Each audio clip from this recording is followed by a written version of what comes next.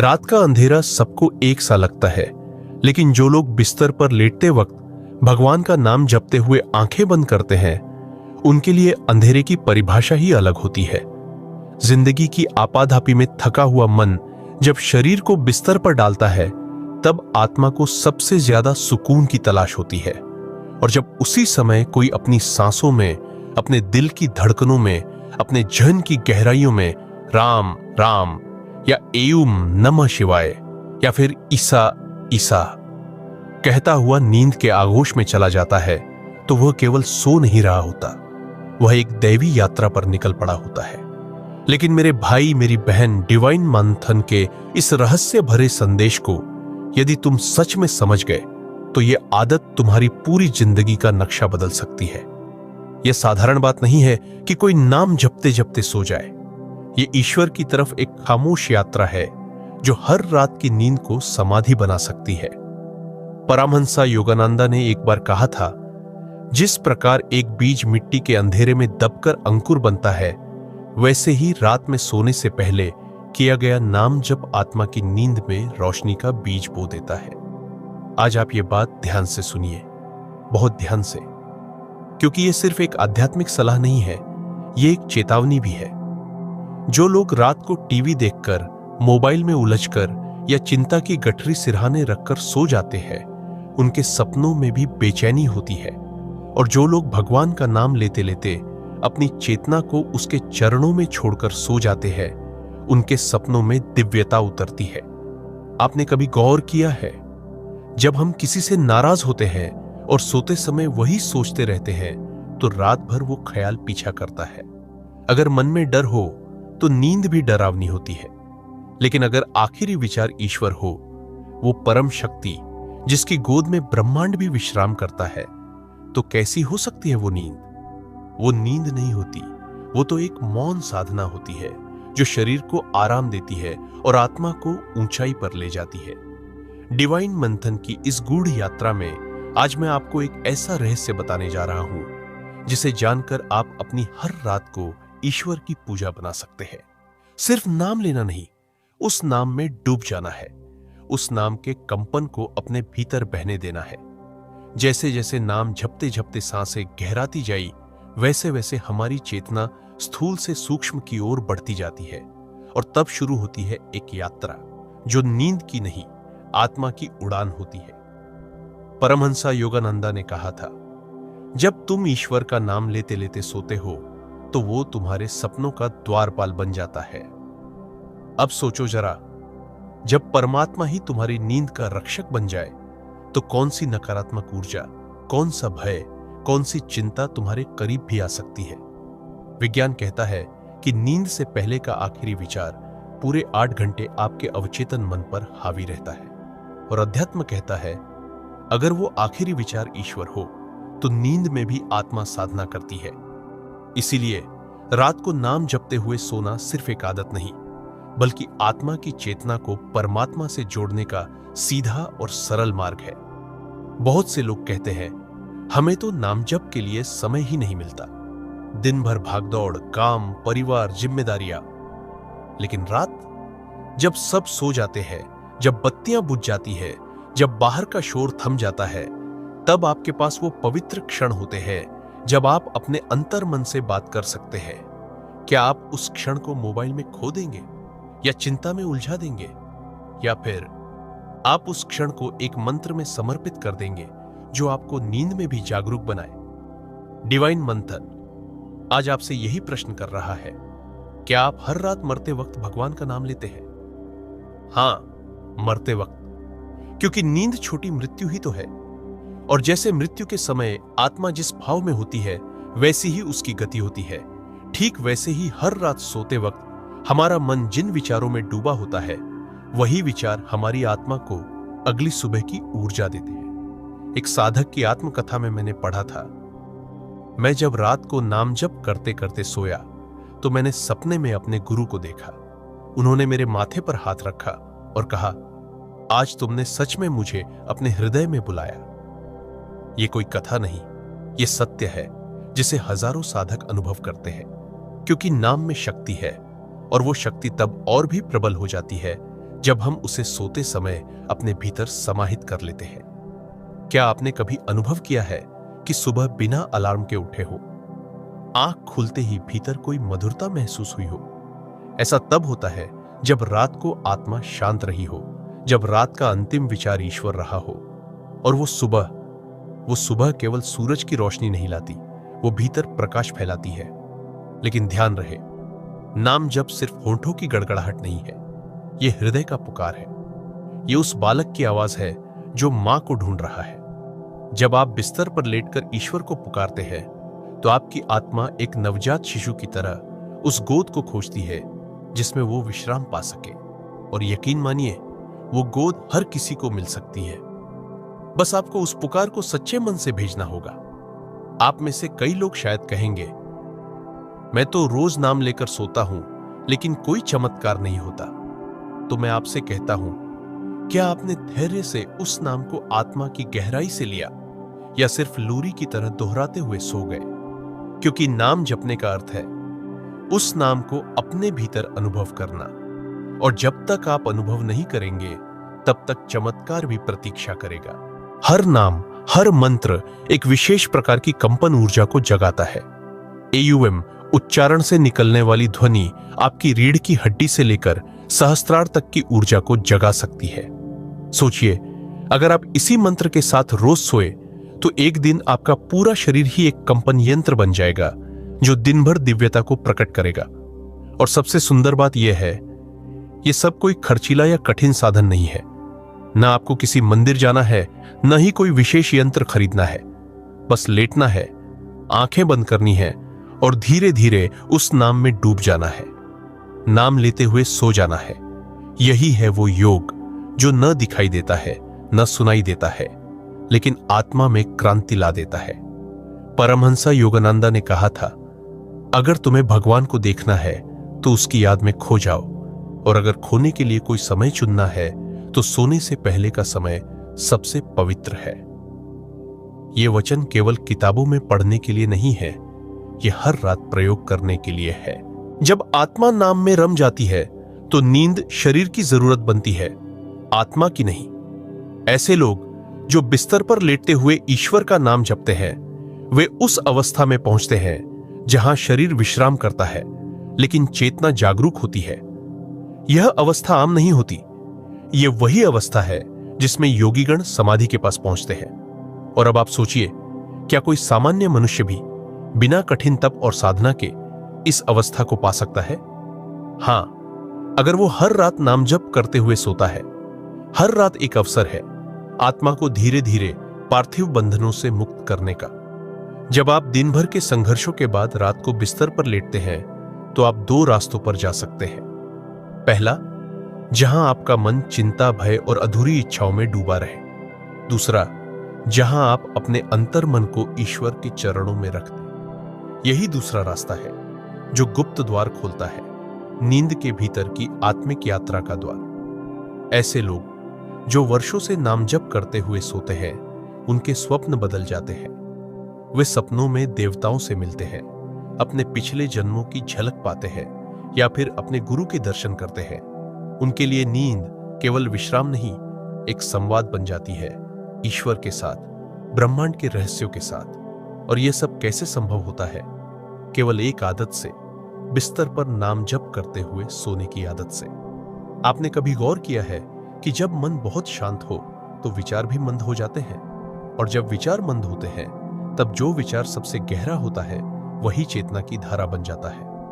यदि वो विचार राम है या ओम नमः शिवाय या ईसा, तो समझ लीजिए आपकी आत्मा उस धारा में बहने लगती है जो अंततः आपको परमात्मा की ओर खींच ले जाएगी।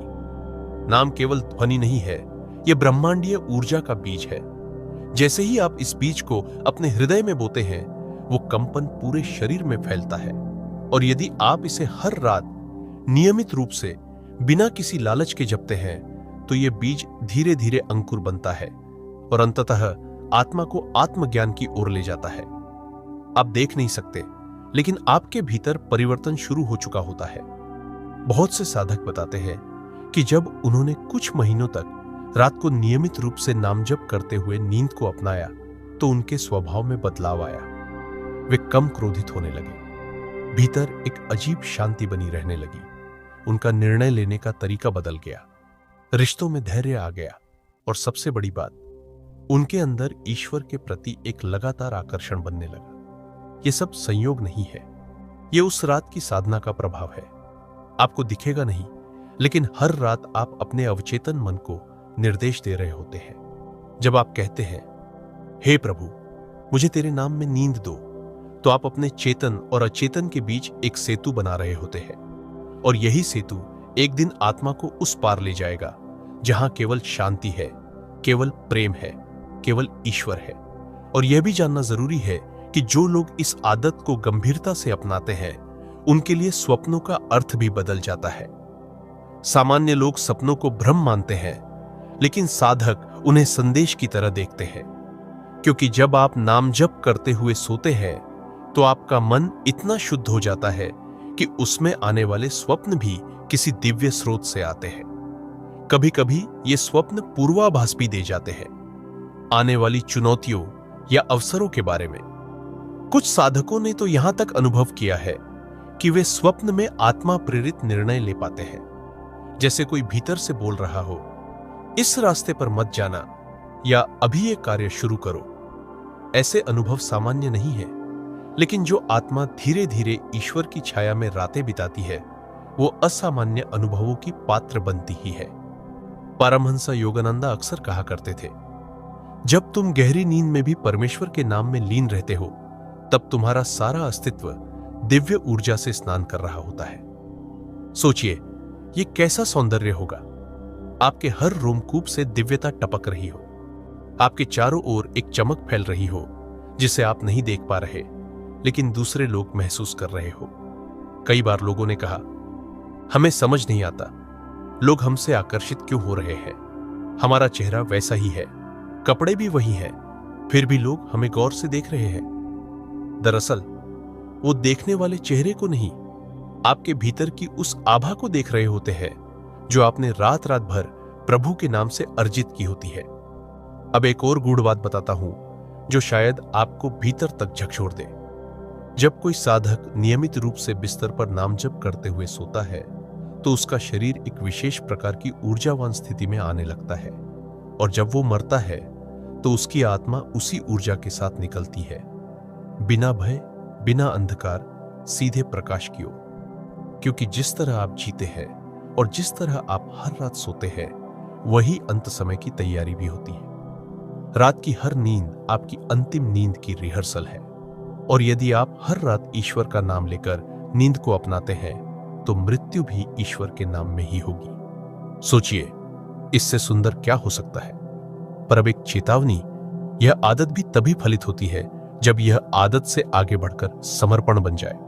केवल इसलिए नाम न ले कि कुछ लाभ हो जाए, केवल इसलिए न जपे कि कोई बीमारी ठीक हो जाए या दुख दूर हो जाए। नहीं, नाम ले क्योंकि आप उसे प्रेम करते हैं। नाम ले क्योंकि उसके बिना आप अधूरे हैं। और जब ऐसा भाव बन जाएगा, तो फिर न लाभ की चिंता होगी, न ही दुख की। केवल एक विश्वास रह जाएगा कि रात को जब मैं आंखें बंद करूंगा, वो मेरे साथ होगा। जब कोई साधक रात में नाम जप करते हुए धीरे धीरे नींद की अवस्था में प्रवेश करता है, तो उसे 3 परतों से होकर गुजरना होता है: जागृत, स्वप्न और सुषुप्ति। अधिकांश लोग इन तीनों अवस्थाओं से अनजाने में गुजर जाते हैं, परंतु जो नाम में स्थिर रहता है, उसका मन इन अवस्थाओं के पार जाने लगता है, एक चौथी अवस्था की ओर, जिसे तुरिया कहा गया है। यही तुरिया है, वह चेतना जहां आत्मा परमात्मा से जुड़ने लगती है, चाहे शरीर नींद में ही क्यों ना हो। आपने शायद कभी अनुभव किया हो कि जब आप नामजप करते हुए सोते हैं, तो अचानक रात के किसी पल में आपकी आंख खुलती है, बिना किसी कारण। मन शांत होता है, शरीर हल्का लगता है। वो क्षण सामान्य नहीं होता, वो क्षण वह दैवी स्पर्श होता है जहां आत्मा और ब्रह्म के बीच एक झलक मिलती है। ये नींद में योग है, स्वप्न योग। स्वप्न योग वह अवस्था है जहां साधक स्वप्न की दुनिया को एक पुल की तरह प्रयोग करता है, अपने अवचेतन की गहराइयों से दिव्यता के संकेत उठाने के लिए। ये कोई कल्पना नहीं, हजारों योगियों ने इसे अनुभव किया है। परमहंस योगानंदा स्वयं कहते थे, स्वप्न केवल मन की कल्पना नहीं है, वह आत्मा के संवाद है, वे द्वार है उस ओर जहां से ईश्वर आपको पुकार रहा होता है। रात की हर परत, हर परछाई, हर स्वप्न यदि नाम जप के साथ गूंथे जाए तो वे संकेत बन जाते हैं, चेतावनी बन जाते हैं, आशीर्वाद बन जाते हैं। लेकिन दुर्भाग्य से अधिकांश लोग इन स्वप्नों को हल्के में लेते हैं। वे केवल सपना कहकर उन्हें भुला देते हैं। लेकिन जो साधक है वो हर स्वप्न के पीछे की ध्वनि सुनता है, हर छवि के पीछे की ऊर्जा को पहचानता है। और यह क्षमता आती है रातों रात नाम में डूबते हुए।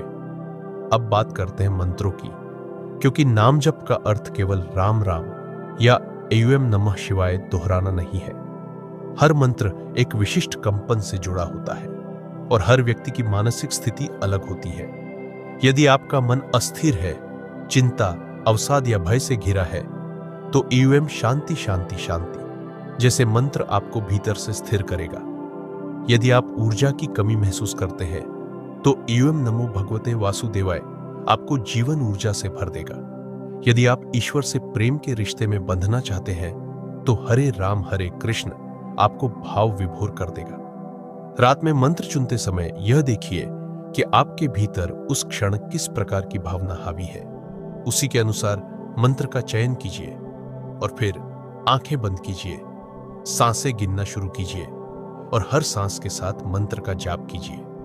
कुछ ही मिनटों में आप पाएंगे कि शरीर शिथिल हो चुका है, विचार मंद हो चुके हैं और आपका हृदय मंत्र के कंपन में डूब रहा है। अब सोचिए, यदि आप इस स्थिति में नींद की ओर जा रहे हैं, तो वह नींद क्या केवल शारीरिक विश्राम होगी? नहीं, वो नींद एक मंदिर होगी। वो पल वो होंगे जब देवता आपके स्वप्न में उतरेंगे, जब ब्रह्मांड आपके पास गुप्त संदेश लेकर आएगा, जब आपके पिछले जन्म की स्मृतियां हल्की परछाई की तरह आपकी चेतना पर छा जाएंगी। डिवाइन मंथन आज आपसे सिर्फ एक अनुरोध कर रहा है, अब से हर रात एक साधना बनाइए। बिस्तर कोई थकान से गिरने की जगह नहीं है, वह एक मंच है आत्मा के उड़ान की शुरुआत का। वहां लेटकर अगर आप आंखें बंद करते हैं, तो केवल शरीर विश्राम न पाए, आत्मा भी देवत्व से स्पर्शित हो। अंत में एक बहुत ही गहरे रहस्य को साझा करना चाहता हूं। जिन लोगों ने वर्षों तक नियमित रूप से नाम जप करते हुए नींद को अपनाया है, उनके शरीर की मृत्यु भी साधारण नहीं होती। उन्हें मृत्यु का पूर्वाभास हो जाता है। वे अपने परिवार को बुलाते हैं, मुस्कुराते हैं, आंखें बंद करते हैं और ईश्वर का नाम लेते हुए चुपचाप चले जाते हैं, जैसे कोई रात्रिकालीन साधना की समाप्ति के बाद उठकर प्रभु की गोद में चला गया हो। ऐसी मृत्यु को पाने के लिए कोई बड़ी पूजा पाठ, तीर्थ यात्रा या लाखों के यज्ञ नहीं चाहिए तो बस एक ही चीज, हर रात सोते समय ईश्वर का नाम। तो आज की रात बस एक बार पूरी श्रद्धा से प्रभु का नाम लेकर सो जाइए। एयूएम ओम, एयूएम या राम, राम या जो भी नाम आपके हृदय को छूता हो, उसे अपने सांसों में बसा लीजिए। देखिए कैसे रात का अंधकार दिव्यता से भर जाता है, कैसे आपकी आत्मा एक नई रोशनी में स्नान करती है। और जब सुबह आंख खुले तो सिर्फ सूरज नहीं, प्रभु की उपस्थिति आपके चारों ओर महसूस हो। डिवाइन मंथन यही संदेश देकर आज की यह रहस्यमयी यात्रा पूर्ण करता है कि जो लोग बिस्तर पर नाम जपते हुए सो जाते हैं, वे नींद में भी जागते हैं और जागते हुए भी ईश्वर के निकट होते हैं। आप भी आज से उन लोगों में एक बन जाइए।